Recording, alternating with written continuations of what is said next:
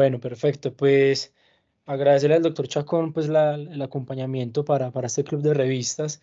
El club de revistas que quise traer para hoy es el Interact 3, dando como continuidad un poco a lo que revisamos la semana pasada con la doctora Aura sobre las metas de la presión arterial en los pacientes con hemorragia intracraneal, un accidente cerebrovascular agudo, ¿cierto? Eh, Esto ha sido tema de discusión durante largos años y ella pues mostró múltiple evidencia que hay donde se ha tratado de lograr unas metas de presión arterial. Sin embargo, pues así como hay estudios que han apoyado dichas metas, hay otros en los que no se han encontrado resultados favorables y pues por eso las guías actuales son muy claras en el manejo de este tipo de pacientes, ¿sí? Quise traer este estudio pues para dar esa continuidad y porque en realidad sigue siendo un tópico importante, no solamente la presión arterial, sino como lo presentan en el estudio, que son los bundles o, pues esos paquetes que quieren incluir en el manejo agudo de estos pacientes cuando se presentan en el servicio de urgencias.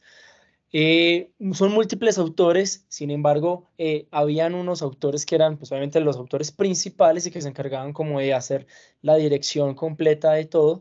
Tenemos el doctor Craig Anderson, un profesor de neurología y epidemiología de la Facultad de Medicina en Sydney. Él ya tiene múltiples estudios en este tema, principalmente en accidente cerebrovascular, y también es miembro de múltiples sociedades especializadas y es editor del grupo Cochrane en el tema de accidente cerebrovascular. Es uno de los autores principales. También está entonces el doctor eh, Laurent. El doctor Laurent es profesor de bioestadística y ciencia de datos en el Instituto George para la Salud Global y profesor de la Facultad de Medicina en Nueva Gales del Sur. Eh, Qué pena. El profesor Laurent fue el director de la parte y el análisis de la bioestadística de este estudio, obviamente en compañía de otros múltiples que asistieron. Y también está el doctor Chao Yu, que después él se encargó también como coautor principal del estudio, también con ya publicaciones de estudios principalmente en accidente cerebrovascular y es jefe del departamento de neurocirugía en en la Universidad de Sichuan.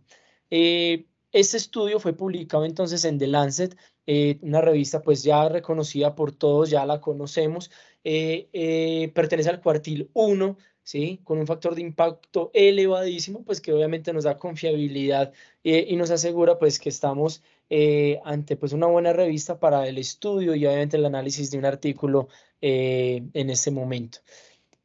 Como lo venía mencionando, pues porque es importante entonces tratar de hacer un análisis de este estudio Interact 3, pues porque ya lo sabemos, ya lo habíamos visto la semana pasada, pero pues sabemos que la hemorragia intracerebral es la forma más grave del accidente cerebrovascular y además es la menos tratable, ¿sí? Aparte de esto, la mayoría de casos de hemorragia intracerebral aguda pues ocurren en países en ingresos bajos y medios, sus países en vías de desarrollo, donde hay una alta prevalencia pues, de hipertensión, dietas poco saludables y obviamente aumentan los factores de riesgo para que se pueda generar obviamente un accidente cerebrovascular agudo de este tipo hemorrágico. Eh, Ocupa más o menos el 15 al 20% de casi los 20 millones de nuevos accidentes cerebrovasculares que ocurren en todo el mundo en cada año y cobra importancia porque la ausencia del tratamiento médico y quirúrgico que esté probado para la hemorragia intracerebral, pues es un tema de discusión y que es lo que en realidad prevalece respecto al accidente cerebrovascular isquémico, en el cual ya se tienen terapias y manejos muy claramente establecidos, mostrando grandes resultados obviamente para este tipo de pacientes, y es por esto que esta patología cobra gran importancia por su impacto en la morbimortalidad de los pacientes que lo sufren. Obviamente hay que tener en cuenta pues que se han hecho múltiples estudios y se ha sabido obviamente que la elevación de la presión arterial pues es el mayor detonante, el principal factor de riesgo para que los pacientes puedan sufrir un tipo de daño como este que tenemos, que es el que vamos a analizar hoy. ¿Qué tenemos hasta el momento? Yo no quise traer muchos artículos ni mucha información previa y por eso traté de condensarlo más bien en las guías que tenemos del año pasado, el 2022, para el manejo de este tipo de pacientes, porque como lo mencioné, pues ya con la doctora Aura habíamos revisado previamente, obviamente múltiples artículos. Pero ¿qué nos dice entonces pues la guía? Entonces, obviamente nos dice que tenemos unas metas de manejo agudo en los pacientes que nos presentan con ACV hemorrágico en el servicio de urgencias, tratando de que en esas primeras 2 horas tengamos un control adecuado de las cifras tensionales, con una presión objetivo no menor a 140 milímetros de mercurio, ¿sí? Y que se pueda mantener entre los 130 y 150 milímetros de mercurio, sin descender de estos 130 milímetros de mercurio, como ya les había mencionado. Obviamente, estos pacientes que se presentan con crisis hipertensivas son los que tenemos que atacar rápidamente nosotros, que es allí donde podemos tener impacto en la mortalidad del manejo de estos pacientes. Y pues ellos de dónde sacan esto, pues principalmente son dos estudios muy grandes, pues en los que se han tratado de basar en realidad pues para dar estas directrices. El primero que traigo es el ATTACK-2. Este es un estudio, un análisis de las puntuaciones del ranking modificado para indicarles los mejores resultados funcionales con la reducción intensiva de la presión arterial. Se incluyeron entonces 2.839 pacientes que habían cursado con una hemorragia intracerebral espontánea en las 6 horas anteriores y que tenían una presión arterial sistólica elevada al momento del ingreso en el servicio de urgencias. El tratamiento intensivo de la presión arterial sistólica pues se basó en que en la primera hora se bajara pues por lo menos como metas una presión arterial sistólica menor a 140 milímetros de mercurio usando los medicamentos intravenosos disponibles que estuvieran a nivel local. Además de eso, pues el tratamiento recomendado por las guías, que era una presión arterial sistólica objetivo en 180 milímetros en ese momento, era el grupo control. Y el resultado primero que estudiaron ellos entonces fue la muerte o discapacidad grave, que la definieron como una puntuación de ranking modificada entre 3 a 6 puntos en ese momento. ¿Qué encontraron ellos? Pues vemos que a los 90 días, 719 pacientes de los que participaron en el grupo de tratamiento intensivo, en comparación con 785 de ese grupo del manejo estándar o usual, tuvieron un resultado deficiente, ¿sí? Y vemos que los ratios de 0.87 con un intervalo de confianza con una P en 0.06, ¿sí? Además de eso, encontraron que la tasa de muerte por cualquier causa pues fue similar en el grupo de tratamiento tanto intensivo de la presión arterial sistólica como en el grupo de tratamiento estándar, con un 11.9% respecto a un 12% respecto a los estudios que se estaban teniendo en ese momento, ¿sí? ¿Qué encontraron ellos definitivamente? Pues que no hubo una diferencia significativa entre los dos grupos en ninguno de los otros resultados que se estudiaron, ni tampoco en los resultados secundarios que se trataron de analizar. Y ellos también pues muestran este forest plot donde pues evidenciamos que aunque apunta a que pues vaya hacia favorable hacia el grupo de tratamiento intensivo, pues vemos que tenemos unas P que no tienen significancia estadística y pues este fue el primer estudio que aunque dio luz sobre un manejo intensivo de la presión arterial, también se dieron cuenta que una presión objetivo menor a 140 no mostraba resultados favorables. También viene después entonces el Interact-2, ¿sí? Este estudio es un ensayo clínico aleatorizado multicéntrico abierto, ¿sí? Hicieron una aleatorización central que utilizaron un sitio web del ensayo mediante el algoritmo de minimización combinado con ese método de moneda sesgada. Hicieron un periodo de seguimiento de 3 meses. Incluyeron 110 sitios en Estados Unidos, Japón, China, Taiwán, Corea del Sur y Alemania. Se utilizó entre mayo del 2011 a septiembre del 2015, ¿sí?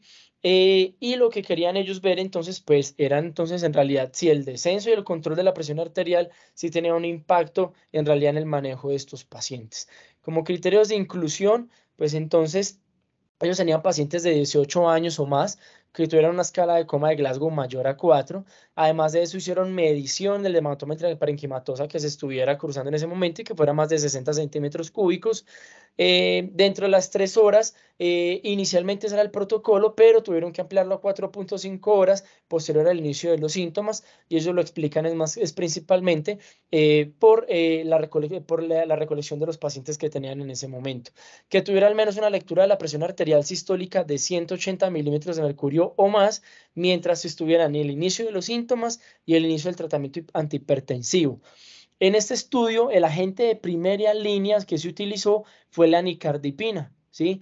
empezaron con una infusión intravenosa. Sin embargo, pues se utilizó un segundo agente solamente si la presión arterial, que estaba la sistólica objetivo, no se lograba después de 30 minutos de manejo. Los criterios de exclusión en este estudio pues fue un poco más amplio. Fue el momento de la aparición de los síntomas, que no se hubiera establecido de forma fiable o que no se tuviera una hora puntual en el momento del inicio de los síntomas, que tuviera antecedentes o que tuviera demostrado que tuviera una malformación arteriovenosa, neoplasias, o pues que se detectara un aneurisma en ese momento. Un hematoma intracerebral que estuviera relacionado con un trauma, que tuviera, además de eso, hemorragia intraventricular asociada con una hemorragia intraparenquimatosa, y que además de eso comprometiera ventrículos laterales o más de la mitad de ambos ventrículos.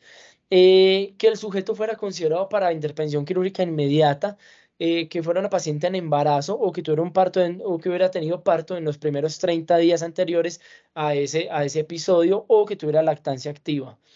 Cualquier antecedente de que tuviera alguna alteración hemorrágica o alguna alteración de la coagulopatía, que hubiera tenido uso de warfarina en los últimos 5 días, que tuviera un compromiso de las plaquetas también, que tuviera conocido previamente una sensibilidad pues, o alergia a la nicardipina, eh, o que ya previamente el paciente hubiera dicho que no quería manejo en la unidad de cuidados intensivos.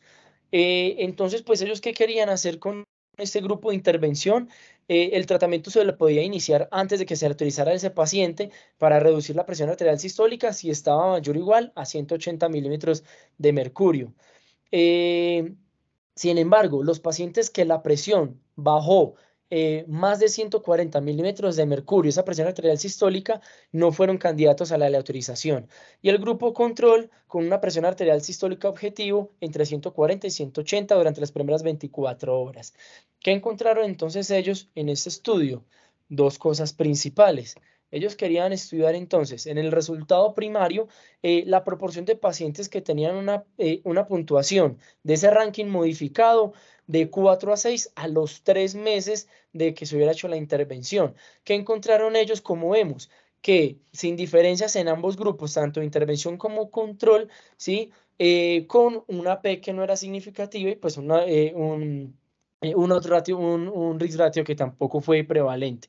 En los resultados secundarios, los análisis no ajustados que hicieron ellos no mostró diferencias entre los grupos que hicieron. Entonces, con las puntuaciones de la evaluación en la escala de evaluación física, tampoco para mirar los resultados de seguridad o disminución en la escala de coma de Glasgow o en la escala del NIHS que ellos también evaluaron, y también evaluaron pues, la incidencia de eventos adversos después de las 72 horas que se tuviera el acceso al paciente o se hubiera aleatorizado. En realidad, pues, este estudio también mostró limitaciones en ese objetivo de una presión arterial menor a 140 sistólica menor a 150 milímetros de mercurio. Sin embargo, entonces, pues, en este estudio Interact 3, como bóndelo, pues como ese paquete que querían incluir ellos, no era solamente la presión arterial sistólica, sino que también querían incluir el manejo de la glucosa, de la temperatura y los pacientes que tuvieran algún problema de coagulación en ese momento que se presentara en el servicio de urgencias. Entonces, ¿qué nos dicen las guías respecto al manejo de la glucosa? Ellos solamente los quieren manejar entonces con unos límites especiales. Sin embargo, no se comprometen a algo específico, solamente dan valores menores a 180 miligramos por decilitro en los pacientes que se presenten a una unidad de cuidado crítico, ¿sí? Pero no especifican un poco más. ¿Y de dónde sacan esto? Del estudio Nash Sugar que previamente ya habíamos revisado también nosotros. También tenemos entonces el control de la temperatura. ¿Y qué vieron ellos? Pues que entonces hay múltiples estudios, pero no hay una indicación clara en realidad de cuál es el manejo adecuado de la temperatura en estos pacientes. ¿Por qué? Porque en algunos estudios se toma como temperatura o fiebre, temperatura elevada o fiebre mayor a 37,5, y en otros es mayor a 38 grados centígrados. Sin embargo, ellos qué dicen, un paciente que se presente con hipotermia, temperatura menor a 35 grados centígrados, hay que tratarlo, y pacientes que tengan como objetivo una temperatura menor a 37,5 grados centígrados. Y también tenemos entonces pues el manejo de los pacientes que estén con manejo con anticoagulantes, antagonistas de la vitamina K. que es el otro paquete que quieren incluir ellos en el Interact 3. Como podemos ver, las guías son muy claras en el manejo de estos pacientes, eso ya está estipulado, ya hay múltiples estudios también respecto a eso, y se tienen metas para el uso o del complejo protombínico o de plasma fresco congelado, de acuerdo a los valores de INR que se tengan. Incluso ellos, pues, también en las guías del 2022, pues nos dan claramente, tanto para los antagonistas de vitamina K como para los DOAC y las heparinas, cuál es el manejo a seguir para ese tipo de pacientes. Sin embargo, quise buscar qué otros estudios habían querido incluir esos paquetes como manejo y objetivo principal en los pacientes que tuvieran un ACV hemorrágico, y pues encontré este estudio, ¿sí? Entonces este estudio es el Quality in Acute Stroke Care, donde querían hacer un ensayo controlado y aleatorio por grupos, simple, ciego, y asignaron aleatoriamente dos grupos. Esto se hizo en Nueva Gales del Sur y en Australia. Sin embargo, este estudio tenía que tener, los hospitales que se incluyeron tenían que tener acceso inmediato a la tomografía y tenían que contar, perdón, con unidades de alta dependencia para el cuidado crítico de estos pacientes. De los pacientes eran elegibles primero si hablaban inglés y que tuvieran más de 18 años o de los 18 años y que cursaran con un ACV isquémico o hemorrágico y se presentaran en el servicio de urgencias en las primeras 48 horas posteriores al inicio de los síntomas.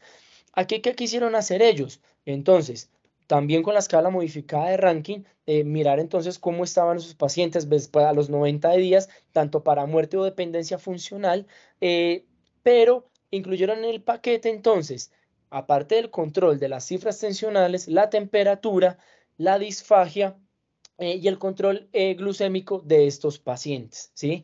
Los resultados de esos pacientes 90 días después al ingreso hospitalario por el accidente cerebrovascular, después de que hubiera una intervención, pues por el paquete que se mencionó, con el control de la fiebre, la hiperglucemia, la disfunción de la deglución, y además de eso, pues el control de la presión arterial. ¿Qué encontraron ellos en este estudio? Pues los resultados fueron en realidad pues variables. Sin embargo, encontraron que al implementar protocolos multidisciplinarios que fueran basados en esa evidencia y que pudieran incluir paquetes sin especificar en realidad que fuera ese único paquete, sino un paquete completo no solamente de presión arterial, sino que se agregaran otros tópicos, pues entonces ellos mencionaban que podía mejorar finalmente el desenlace de este tipo de pacientes. Sin embargo, ellos, aunque sí hubo resultados en la muerte y en la dependencia, pues en realidad no se encontraron otros resultados favorables, pues de acuerdo pues al examen físico o el índice de Bartter que tuviera ese paciente a los 90 días después de haber evaluado ese paciente. Una vez mencionado esto, entonces pues vamos a hablar ya del Interact 3, eh, tratando de mencionar pues en realidad y vamos a desglosar un poco lo que quisieron hacer ellos en este estudio. Entonces la pregunta pico, entonces vemos que la población entonces eran pacientes que presentaban hemorragia intracraneal aguda y que requerían un descenso de las cifras tensionales, es decir, que se presentaban con una crisis hipertensiva con cifras tensionales mayores a 180 en la presión arterial sistólica, que era el objetivo. La intervención era administración de fármacos antihipertensivos para alcanzar una presión arterial sistólica menor a 140 milímetros de mercurio. El control era comparar entre un paquete de atención respecto al cuidado convencional con el objetivo primario de evaluar esos resultados funcionales a los 6 meses. Y ya conocemos que el cuidado convencional solamente incluía principalmente pues, el manejo de la presión arterial, pero sin otros tópicos que fueran claramente intervenibles, como lo mencionamos en la guía. Y el objetivo, el uso de un paquete de atención que se asociara a un mejor resultado funcional a los 6 meses del evento. Este estudio, entonces, el diseño era un estudio internacional, multicéntrico, prospectivo por etapas, fue aleatorizado por grupos, fue ciego, aunque había una parte que estaba pues en realidad abierto, y de evaluación de resultados a través de una red mundial de investigadores.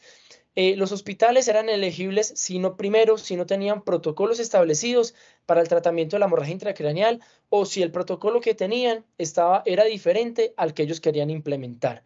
La asignación aleatoria de la intervención estaba a cargo de un estadístico ajeno al estudio y según un programa estadístico estratificado por cada país y tamaño del centro en el que se estaba evaluando. Optaron entonces ellos por un diseño aleatorizado por grupos de bordes escalonados, ¿sí? ¿Para qué? Para evitar entonces con ello la contaminación y facilitar que se aplicara en todo el hospital y maximizar la adherencia que se pudiera tener a esos protocolos. Ellos quisieron incluir entonces países que estuvieran en vías de desarrollo también. Incluyeron principalmente la mayoría de hospitales, como lo vamos a ver, fueron de China, pero también otros de Sri Lanka, Vietnam y otros países de Sudamérica, como fue Brasil, Perú, considerándolos a ellos países en vías de desarrollo y considerando a Chile, como también incluyeron el estudio, pero como un país que ya estaba pues con desarrollo como primermundista. Además de esto, entonces en el estudio que ellos nos dan, lo hicieron entre el 17 de mayo del 2017 y el 8 de julio de 2021, tratando de evaluar y elegir más o menos 206 hospitales.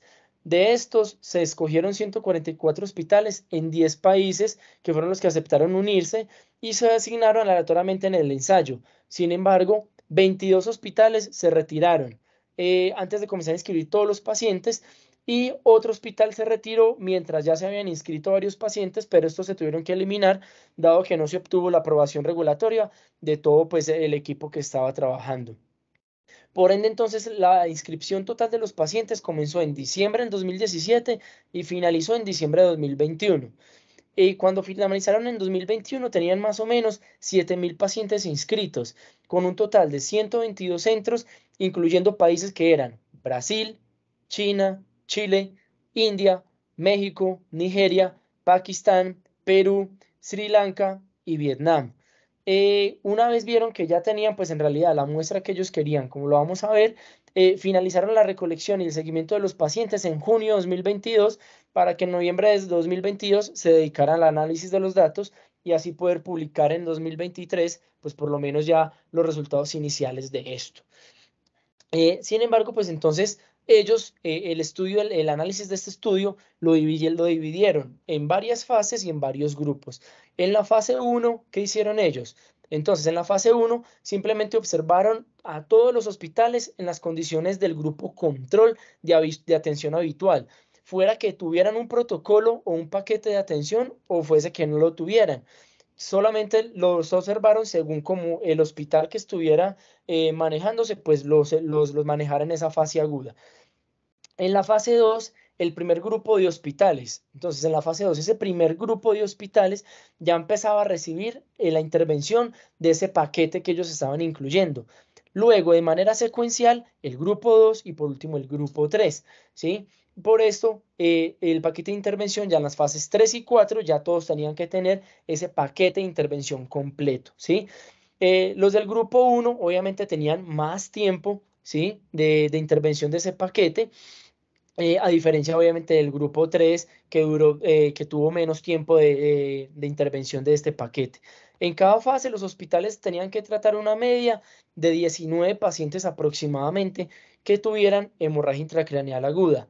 Sin embargo, mencionaban en el análisis y pues en el desarrollo del estudio que esa cifra podía variar entre 1 y 50 pacientes en función del número que se tuviera previsto para la recolección de los pacientes con accidente cerebrovascular agudo de acuerdo al hospital en el que estuviera. El número objetivo para cada fase se empezaba a determinar previamente y se acordaba con cada hospital de acuerdo a lo mismo. Y asimismo, esos centros tenían un plazo para que en cada una de las fases se pudiera garantizar la recolección y una finalización ordenada de los pacientes de ese grupo. Para el primer grupo, el plazo era de 3 meses. Sin embargo, en China lo extendieron a 4 meses porque allí es donde más pacientes pudieron recolectar después de haber iniciado el paquete, ¿no? Para los grupos 2 y 3, los plazos eran de 6 y 9 meses respectivamente, pero en China también fueron de 8 y 12 respectivamente por lo mismo. Entonces, pues esto obviamente hizo que a medida que pasara la recolección de cada paciente en cada centro, pues obviamente China fue quien más pacientes recolectó. Y obviamente recolectaban datos en los sitios al día cero, al día a las 24 horas y a los 7 días, recolectando datos pues que eran los que necesitaban ellos para el estudio de estos pacientes.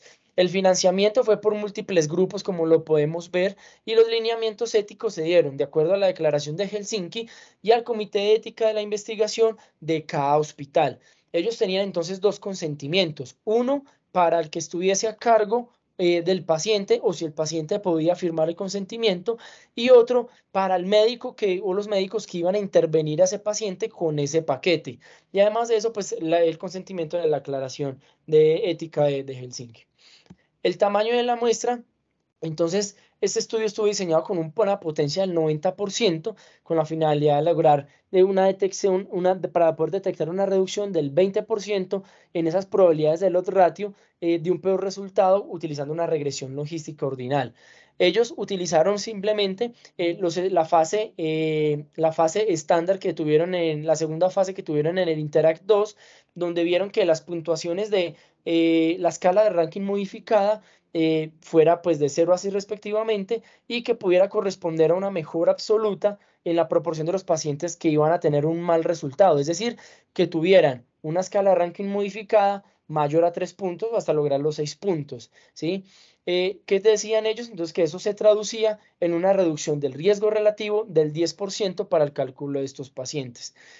Cada grupo decidieron ellos que incluiría aproximadamente 36 centros y suponían que con el coeficiente de correlación interclase, pues similar al encontrado en el Interact 2, que incluyó pues mayoritariamente hospitales pedo de China, cada centro tendría que reclutar una media de 18 pacientes por fase, como lo vimos en la descripción del estudio.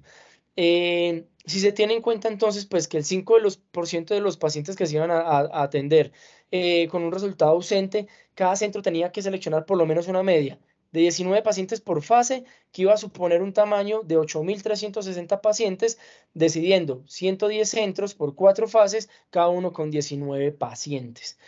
Ese es el resumen entonces que ellos nos dan entonces de la recolección de los pacientes y de los estudios.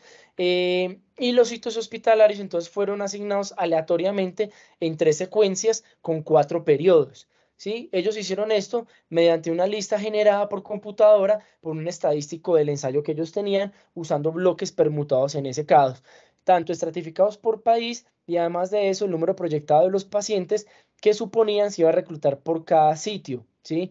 Y fue un periodo menor a 80 días, de 80 a 160, de menor a 80 pacientes, entre 80 a 160 pacientes y que fuera mayor a 160 pacientes. Obviamente los criterios que impulsaron pues, a que los sitios pudieran avanzar en esta recolección pues, fueron los que describimos previamente, ¿sí? Como vemos, habían asignado inicialmente 10.857 pacientes que se reclutaron, ¿sí? Pero 3.821 pacientes fueron excluidos por no cumplir pues, con los criterios de inclusión que ellos tenían asignados. Por lo mismo quedaron 7.036 pacientes para randomizar, para pues, aleatorizar en estos grupos, y se fueron 3.221 al que tenía la intervención con el paquete y 3.815 al que tenía la atención con el paquete usual. ¿Sí?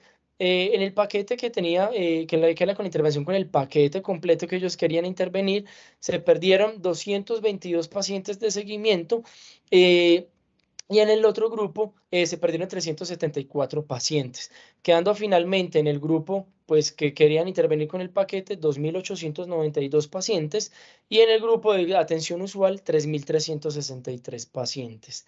¿Cuáles eran las intervenciones que ellos querían hacer? Entonces, un manejo intensivo temprano de la presión arterial para lograr una presión arterial sistólica menos de 140 milímetros de mercurio dentro de la hora posterior al inicio del tratamiento, con el umbral de que no cayera por debajo de 130 milímetros de mercurio, porque pues ya hay varios estudios donde reportan que por debajo de 130 milímetros de mercurio en realidad no hay impacto en la mortalidad. Además de eso, un control intensivo de la glucemia elevada con el objetivo de alcanzar un objetivo de la glucosa de 110 a 140 para pacientes que no fueran diabéticos y de 140 a 180 para pacientes que sufrieran o que tuvieran el antecedente de la diabetes. Además de eso, el tratamiento de la temperatura con el objetivo de que estuviera una temperatura corporal menor a 37,5 en la primera hora. Y obviamente, pues la reversión de la anticoagulación en los pacientes en los que tomaran warfarina. Aquí nos incluyeron pacientes con DOAC, solamente fueron los pacientes que tuvieran anticoagulación con warfarina, utilizando plasma fresco congelado o el complejo protombínico, como ya lo vamos a ver. Entonces, esos protocolos de manejo, ¿cómo los describieron ellos? En esta tabla inicial, entonces, tenemos el protocolo para los centros que utilizaron Urapidil, pero que estaban centros hospitalarios en China. Como vemos, entonces, hacían una dosis inicial de 5 miligramos intravenosos. Si la presión persistía, la presión arterial sistólica persistía fuera de las metas que ellos querían, se repetía un bolo de 5 miligramos a los 5 minutos, ¿sí? Y se iban haciendo 10 a 25 miligramos en bolo cada 5 minutos hasta tener el objetivo que ellos querían para la presión. En estos casos, si no había mejora con el urapidil, utilizaban hidralazina y pues obviamente también daban una dosis de mantenimiento. La dosis de mantenimiento empezaba 24 horas después pues de que el paciente ya hubiese estado en el servicio de ingreso. Y además de eso, para los pacientes que se les iba a dar el manejo oral, se empezaba 24 horas después y era o por sonda nasogástrica o vía oral si el paciente lo permitía. Si no estaba contraindicado, se podía empezar una droga, una terapia combinada que ellos lo decidieron con inhibidores de la enzima convertidora a la angiotensina y diuréticos sumado a los antihipertensivos que el paciente previamente tomara. En la segunda tenemos también a los centros hospitalarios de China, pero en los que se utilizaron fentolamina. Utilizaron una dosis de 2.5 miligramos IV en el primer minuto y si no se lograba un control objetivo de la presión arterial sistólica o la frecuencia cardíaca estaba por encima de 55 latidos por minuto, se repetía una dosis de 2.5 miligramos. También se iba dando bolos de 5 miligramos cada 5 minutos hasta tener el objetivo de la meta, tanto de presión arterial sistólica como de frecuencia cardíaca. Cabe aclarar que en ambos grupos de los centros hospitalarios de China, eh, si la frecuencia cardíaca empezaba a aumentar, ellos utilizaban beta bloqueador.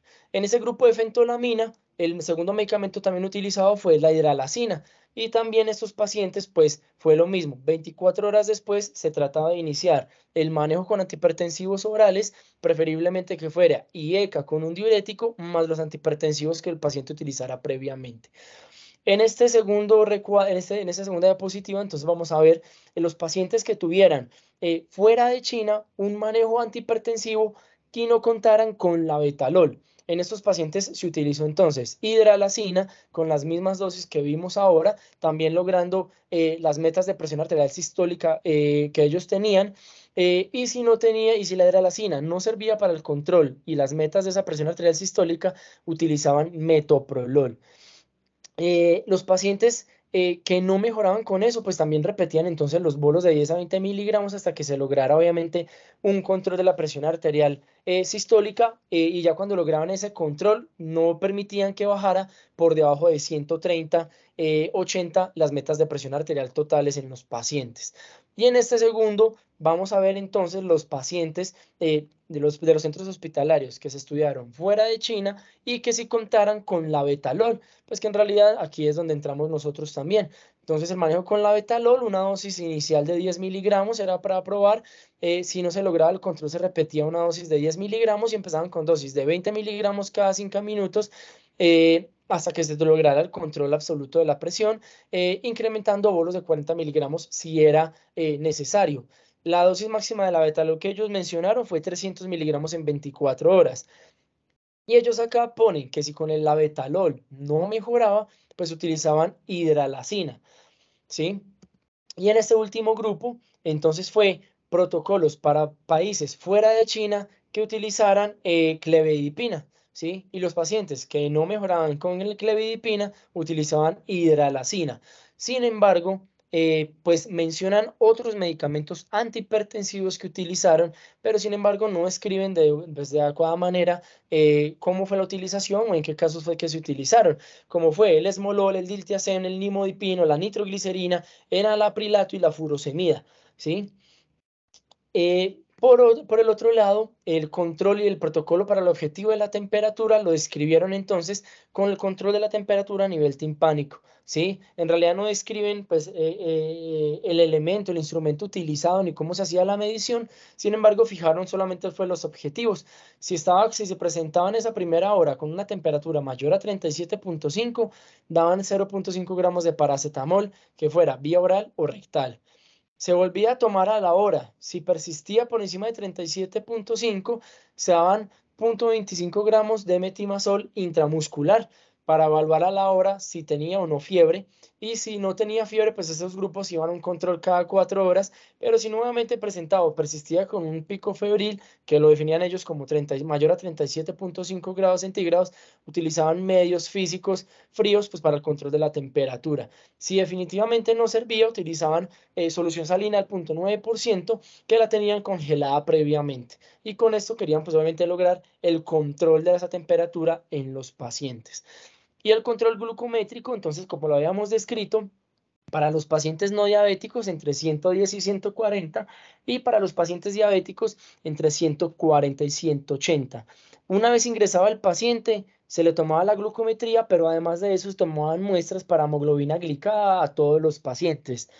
Si los pacientes tenían una hemoglobina glicada fuera de metas, se diagnosticaban entonces como diabéticos, diabéticos no diagnosticados o prediabéticos. Y entonces, cuando pertenecían al grupo de tratamiento intensivo, se iniciaba cuanto antes una infusión continua de insulina, que la preparaban con 50 unidades de insulina en 50 mililitros, en 50 centímetros de solución salina al 0.9 por medio de una bomba. Si el umbral de la glucosa, de la glucometría de ese paciente superaba los 140 miligramos por decilitro en los no diabéticos y en los pacientes si superaba los 210 miligramos por decilitro en los pacientes que ya eran conocidos como diabéticos. La infusión la ajustaban de acuerdo al valor que tenían ellos en meta, que fueran los que ya habíamos mencionado, tanto para diabéticos como para no diabéticos. Y en el grupo de tratamiento convencional solo iniciaban infusión de insulina solamente si el nivel de la glucometría superaba los 220 miligramos por decilitro, teniendo un control entre 180 y 200 miligramos por decilitro. Y por último, pues entonces también obviamente los pacientes que venían tomando warfarina y pues se presentaron con alguna alteración en la coagulación, pues los que estaban asignados al grupo de cuidado intensivo, si tenían un INR mayor a 1.5, le administraban 20 mililitros por kilogramo de plasma fresco congelado. Ese plasma fresco congelado lo administraban de acuerdo a las pruebas cruzadas que se tuvieran para el paciente y a la subtipificación del grupo sanguíneo, o si no, utilizaban del grupo AB que estuviera suministrado por las redes de transfusión local con los que ellos contaban. Y si no había, pues el plasma fresco congelado utilizaban 30 unidades por kilogramo del complejo protombínico, pues para la reversión también de estos. También administraron 5 a 10 miligramos de vitamina K por vía intravenosa en los pacientes que también se presentaron con INR mayor a 2 en los pacientes que estaban ya con tratamiento con warfarina. Y también utilizaron un tratamiento de rescate, que era repetir las dosis administradas si era el caso en el cual el paciente no controlara, no lograra las metas del INR. Los criterios de inclusión entonces en este estudio era la edad mayor o igual a 18 años, que el paciente se presentara con un accidente cerebrovascular agudo que presumieran que era de origen hemorrágico y que fuera de manera espontánea. Que ellos como lo definieron, como la aparición súbita de la hemorragia en el parénquima cerebral, que se podía extender a los ventrículos, que también en raras ocasiones al espacio subaracnoideo y que se confirmara tanto por la historia clínica como por la tomografía que se le tomara al paciente, ¿sí? Y que la presentación de los síntomas y que se presentaran en el hospital en las 6 horas siguientes al inicio de este cuadro, ¿sí? Sin embargo, si se desconocía el momento exacto de los primeros síntomas o del signo del evento que se calificara como el que más sugiriera el evento cerebrovascular, se tomaba entonces el momento del inicio como el último momento en el que se había visto bien el paciente, ¿sí? Entonces, si no se conocía el inicio de los síntomas, era la última vez que el paciente se hubiese visto bien. Y en los criterios de exclusión, que hubiera evidencia definitiva de que esa hemorragia intracraneal fuera secundaria a una anomalía estructural en el cerebro, o que hubiese una alta posibilidad de que el paciente no se adhiera al tratamiento del estudio o al régimen del seguimiento, ¿sí? Que tuviera un tumor, que tuviera un traumatismo, que tuviera un infarto cerebral previo, que hubiera sido trombolizado y esto hubiera generado el sangrado. Las características entonces de los pacientes acá, como podemos ver, la edad media, pues entonces fue muy similar, como podemos ver en los dos grupos. Tanto el sexo femenino como el masculino también fue muy similar en ambos grupos, pero acá empieza a cambiar algo y es que el origen de los pacientes principalmente fue de China. Como podemos ver, más del 85% en ambos grupos eran chinos y como podemos ver latinoamericanos, vemos que es del 1.5% o menos en ambos grupos, ¿sí? Y esto pues empieza a cobrar importancia en el estudio, pues cuando lo vamos a analizar. También podemos ver entonces la historia médica de los pacientes. Generalmente pues también fue muy homogéneo. Los pacientes que tuvieron hipertensión, que tuvieran también antecedentes de hemorragias intracraneales previas o que tuvieran eventos isquémicos cerebrales previos, que tuvieran patologías coronarias o cardíacas, también fue muy homogéneo en ambos. Y como podemos ver, la clasificación del ranking modificado en ambos pacientes con una funcionalidad previa normal y conservada, pues que era lo que más prevaleció en el grupo, en los grupos de los pacientes, también fue muy homogénea. Los pacientes también estaban con medicamentos antihipertensivos y como podemos ver, pues la presión arterial sistólica, que era lo que se quería evaluar, también fue muy homogénea en ambos grupos de pacientes que se evaluó.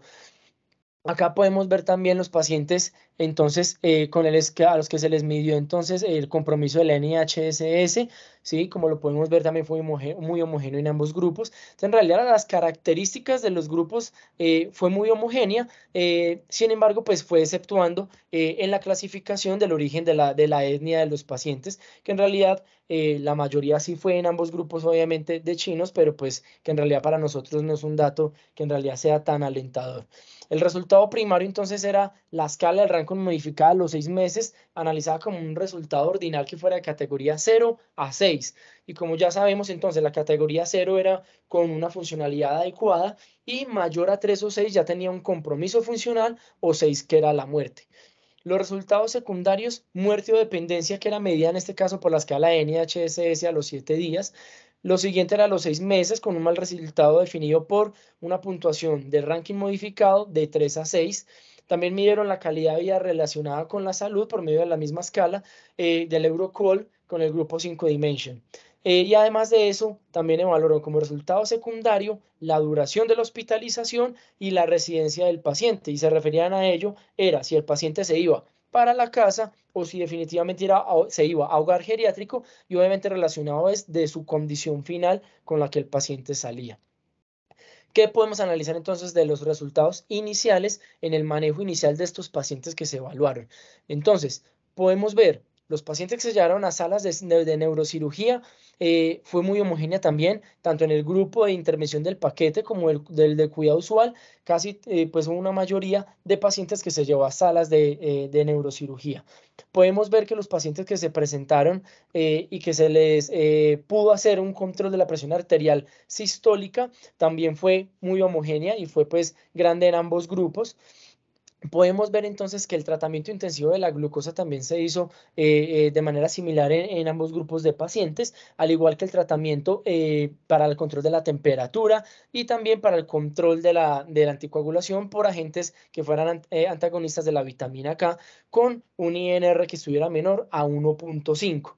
Y los otros manejos y las otras intervenciones que se evaluaron desde el segundo día hasta el séptimo día, como podemos ver, el control del manejo antihipertensivo por medio intravenoso para lograr los objetivos de esa presión arterial, ¿sí? Además de eso, otros medicamentos antihipertensivos orales que se utilizaron en los pacientes, como le hemos indicado, para las dosis de mantenimiento, el uso de insulinas, además de eso también el uso de complejo protombínico, ¿sí? Y por último, los pacientes que tuvieron acceso a una unidad de cuidado intensivo, pues como podemos ver también fue algo homogéneo, pero pues vamos a empezar a desglosar esto un poco, ¿sí? Entonces, en estas gráficas ya empezamos a ver que vemos los valores de los pacientes con presión arterial sistólica anormal y también de la presión arterial diastólica, sistólica en el gráfico A y diastólica en el gráfico B, ¿sí? Como podemos ver, entonces, en 2905 pacientes que ocuparon fue el 9.2% de 3.221 pacientes en el grupo del paquete de atención. y 3.415 de 3.767 pacientes en el grupo control. Como podemos ver, hubo una buena diferencia que fue significativa en el análisis de estos grupos para el control de la presión arterial sistólica, ¿sí? En ese grupo inicial. Y para la presión arterial diastólica, con una media que tuvo de 86,2 milímetros de mercurio a la hora y 78,9 a las 11,5 a las 24 horas en el grupo del paquete de atención y 88,3 milímetros de mercurio, que correspondió a un 14,2% a la hora, versus versus a las 24 horas que vimos que seguía pues en realidad muy homogéneo. También hubo una diferencia estadística con una P que era menor a 0,05, tanto en el grupo de presión arterial sistólica como en el grupo de presión arterial diastólica. Aquí nos muestran entonces los gráficos ya para el control de la glucometría, el control glucométrico y el control de la temperatura, pero vemos que en realidad en estos grupos, en realidad sí no fue significativa la diferencia que hubo tanto en el control de los objetivos de la glucosa en los pacientes, ni tampoco en el control de la temperatura de los mismos. Ellos en el material suplementario nos muestran algo muy importante y es que entonces pues de dónde sacan que empieza a haber como un resultado favorable del control de la presión arterial, ¿cierto? Porque solamente fue este el que tuvo como un valor significativo también asociado a los resultados. Entonces este forest plot solamente corresponde a los pacientes evaluados en China. Y como podemos ver, pues la mayoría están a favor de que pueda estar de la intervención, de ese paquete de intervención para el control de la presión arterial sistólica. Sin embargo, si vemos cuando lo clasifican por países, los hacen agrupados, ellos hacen tres cosas. Los pacientes de China agrupan India, Pakistán, Sri Lanka y Vietnam y agrupan Brasil, Perú, Chile, México y Nigeria.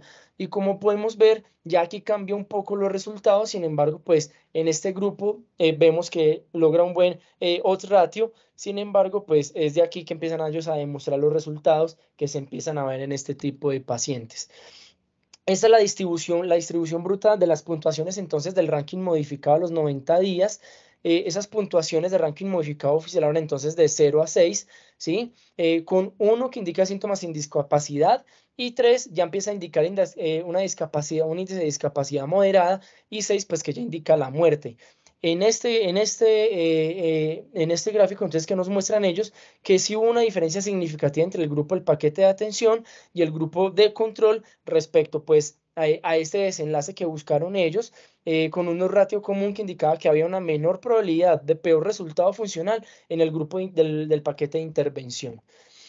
En este último, entonces, podemos ver ya acá cómo nos muestran ellos los resultados primarios y los resultados secundarios y cómo podemos ver varía un poco la P. Y podemos ver que en el resultado primario ellos hicieron grupos ajustados o no ajustados, pero siempre valoraron que era el dato que iba a tener valor estadístico era el que no estaba ajustado con una P significativa, pues para ese resultado primero que ellos buscaban, ¿sí? Los resultados secundarios, pues ellos acá los empiezan a mostrar, pero podemos ver que no todos tienen una P estadísticamente significativa, no tienen pues en realidad mucho valor y es allí donde empezamos como a hacer un análisis en realidad nosotros de lo que sí empieza a mostrar esto. El resultado primario pues por medio de la gráfica del Kaplan-Meier como nos lo muestran acá, entonces, ¿qué es la probabilidad de sobrevivir? Y probablemente con esa aleatorización que se hizo, tanto en el grupo de intervención como control, vemos que hay una mayor probabilidad de sobrevivir para los pacientes del grupo de intervención del paquete con una P que es estadísticamente significativa. Ya haciendo el análisis un poco más a fondo, entonces, pues del artículo, del estudio que nos muestran, pues validez interna, en realidad, pues el diseño del estudio fue muy adecuado, ¿sí? Vemos que fue un estudio multicéntrico, incluyó países de varios continentes, Suramérica, y además de eso, pues que también incluyó países en vía de desarrollo. Cumplió con la mayoría de requerimientos para un ensayo clínico aleatorizado, como ya lo vamos a ver, y una baja tasa de abandono, y además de eso, ellos reportan allí todos los efectos adversos que se pudieron tener y también como resultado mostraron que el grupo de intervención en el grupo del paquete tenía menos efectos adversos respecto también al grupo de control que se tenía. Sin embargo, hay que mirar con lupa, pues en realidad también este artículo, porque me empezaron a quedar muchas dudas cuando empecé a hacer la lectura de este artículo. Primero, la población. Aunque incluyeron países en vía de desarrollo, aunque incluyeron países de otros continentes, vimos que el 85% de la población era China, ¿sí? Y por lo mismo, pues hay prevalencia de unas u otras enfermedades en ambas poblaciones, ¿sí? En China ya hay estudios donde demuestran que la prevalencia de accidente cerebrovascular hemorrágico es menor, por ejemplo, al del continente americano, principalmente en Estados Unidos y Canadá, donde se presenta más. Además de eso, llama la atención los medicamentos para el manejo de la hipertensión arterial. Y como vimos, entonces utilizaron el urapidil, en la betalol, la nicardipina, la nimodipina. ¿Pero en qué porcentaje? El urapidil fue el 61% de los pacientes con el que se manejó, pues obviamente esperado porque fue el de la población china el que más se utilizó y pues por eso cobra mayor porcentaje y nosotros no contamos con ese medicamento. La betalol solamente cobró un 12% para los pacientes en los que se utilizó, entonces como podemos ver es un bajo porcentaje, sin embargo pues a la población y a los pacientes incluidos en el estudio pues cobra importancia. Además de eso, pues vemos los pacientes con los que estaban anticoagulados. Ya hay protocolos establecidos previamente para el manejo de estos pacientes, ¿sí? Entonces, en realidad, incluir un bundle de la anticoagulación en realidad, pues no nos va a cambiar mucho porque como vimos previamente en las guías AJA 2022, ya hay unas recomendaciones firmes respecto al manejo de esto. Además de esto, en el resultado de ellos afirman que el uso del paquete ahí es una medida para el impacto del manejo de los pacientes con un ACV hemorrágico. Sin embargo, como pudimos ver, ellos, aunque hacen evaluación de cada grupo de intervención del paquete, en realidad no sabemos si es todo el paquete lo que en realidad sirvió, si fue solamente el tratamiento intensivo de la presión arterial, porque como pudimos ver, hay resultados secundarios que no tuvieron una significancia estadística. Y en realidad, si nos ponemos a mirar, no sé si en Colombia sea posible desarrollar un estudio de estos. Primero, pues porque obviamente no podemos traer los medicamentos con los que ellos cuentan y tendríamos que empezar a cambiar, obviamente, ciertos medicamentos, prevaleciendo, obviamente, tal vez el labetalol y el beta-bloqueador para el manejo y el control de los pacientes con cifras tensionales elevadas o también pues con el nitroprusiato. Entonces, pues en realidad la validez externa a mí me deja muchas dudas, varios ítems del estudio y pues por eso es que lo pongo acá con la validez externa. Cuando uno hace la lectura crítica del ensayo clínico, entonces uno se pone a mirar cada ítem y pues cumple, ¿cierto? Sin embargo, como les había señalado, el diseño ciego no se cumplió en todos, tenía algo de abierto, pues habían ciertos médicos que eran los que lideraban eso, que eran los que podían también tener acceso a todas estas informaciones.